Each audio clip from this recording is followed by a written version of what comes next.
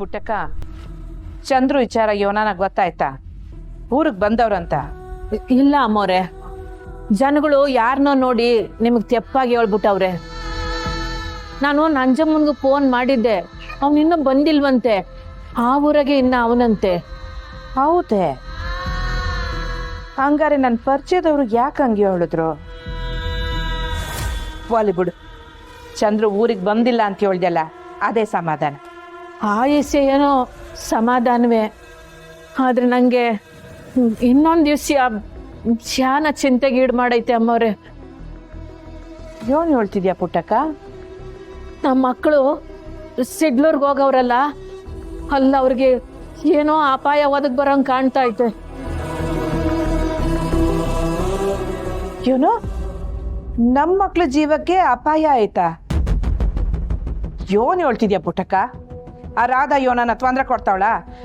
ಮಕ್ಳು ಫೋನ್ ಮಾಡಿ ಯೋನನ ಹೇಳಿದ್ರ? ಯೋನಾಯ್ತು ಹೇಳು ಪುಟ್ಟಕ್ಕ. ರಾತ್ನಿಂದ ಏನು ತೊಂದರೆ ಇಲ್ಲ, ಇಲ್ಲಿವರೆಗೂ ಮಕ್ಳನ್ನಾಗ ಸೇಮ್ ಆಗಿ ಅವ್ರೆ. ಆದ್ರೆ ಇನ್ ಮುಂದೆ ಸೇಮ್ ಆಗಿರಕ್ಕಿಲ್ಲ ಅಂತ ನನ್ನ ಮನಸ್ಸು ಹೇಳ್ತಾ ಐತೆ. ಅದ್ಯೋ ನಿಸಿ ಅನ್ನೋದನ್ನ ಒಸಿ ಬುಡ್ಸಿ ಅರ್ಥ ಆಗಂಗೆ ಹೇಳು ಪುಟ್ಟಕ್ಕ. ಪುರ್ಸಿನೂ ಸಾನ ಊರ್ಗೆ ವಾಪಸ್ ಬಂದವ್ರೆ, ಉಳಿದವರೆಲ್ಲ ಅಲ್ಲೇ ಅವ್ರೆ. ಅದ್ರಾಗೂ ಆ ಹೀರ ಹುಲಿ ಮನೆಯಾಗ ಅವ್ರಂತೆ. ಇದ್ರೆ ಇರ್ಲಿ ಬಿಡು, ಅದಕ್ಕೇನೀಗ? ಅಯ್ಯಯ್ಯೋ ಅಮ್ಮವ್ರೆ, ಅವ್ನ್ ರಾಕ್ಷಸ ಅಮ್ಮವ್ರೆ. ಅವೆಲ್ಲ ನಮ್ಮ ಮಕ್ಳು ಅಂತ ಗೊತ್ತಾಗ್ಬಿಟ್ರೆ ಅವ್ರ ಜೀವಕ್ಕೆ ಅಪಾಯ. ಯಾಕೆ ಯೋನೋ ಮಾತಾಡ್ತಿದ್ಯಾ ಪುಟ್ಟಕ್ಕ? ಆ ಈರಪ್ಪ ಯಾರು? ಇವ್ರು ನಮ್ಮ ಮಕ್ಳು ಅಂತ ಗೊತ್ತಾದ್ರೆ ಅವನ್ಯಾಕೆ ಇವ್ರ ಜೀವಕ್ಕೆ ಅಪಾಯ ಮಾಡ್ತಾನೆ? ಅದೇ ಅಮ್ಮವ್ರೆ, ಊರ್ಗೋಗೋವಾಗ ಗಂಗಾಧರಪ್ಪ ಹೇಳಿದ್ನಲ್ಲ, ಆ ಊರಾಗೆ ಆ ರಾಕ್ಷಸ ಅವನೇ ಅಂತ. ಅವನೇ ಹೀರಾಹುಲಿ. ನಾನು ಅವನ ಬಗ್ಗೆ ವಿಚಾರಿಸ್ದೆ, ಅವನು ಸರಿ ಇಲ್ಲಂತೆ. ಯಾಕೆ ಆಟೊಂದು ದಿಗ್ಲು ಬೀಳ್ತಿದ್ಯಾ ಪುಟ್ಟಕ್ಕ?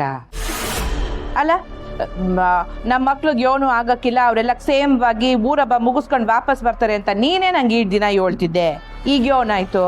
2 ದಿನ ಧೈರ್ಯವಾಗಿದ್ದೆ ಅಮ್ಮವ್ರೆ, ಆದ್ರೆ ಈಗ ನನ್ನ ಮನಸ್ಸು ಏನೋ ಕೆಟ್ಟದಾಯ್ತದೆ ಅಂತ ಹೇಳ್ತಾ ಐತೆ. ಇದಕ್ಕೆ ಪರಿಹಾರ ಏನು ಗೊತ್ತಾಯ್ತಾ ಇಲ್ಲ. ಸಮಸ್ಯೆ ಬರುತ್ತೆ, ಆದರೆ ಪರಿಹಾರ ಅದರ ಬೆನ್ನ ಹಿಂದೆನೇ ಇರುತ್ತೆ. ಮಕ್ಕಳಾಗಿ ಉಳಿಬೇಕಾದ್ರೆ ತಾಯಿಯ ನೆರಳಬೇಕು, ಜೊತೆಗೆ ಅವಳ ರಕ್ಷಣೆನೂ ಬೇಕು.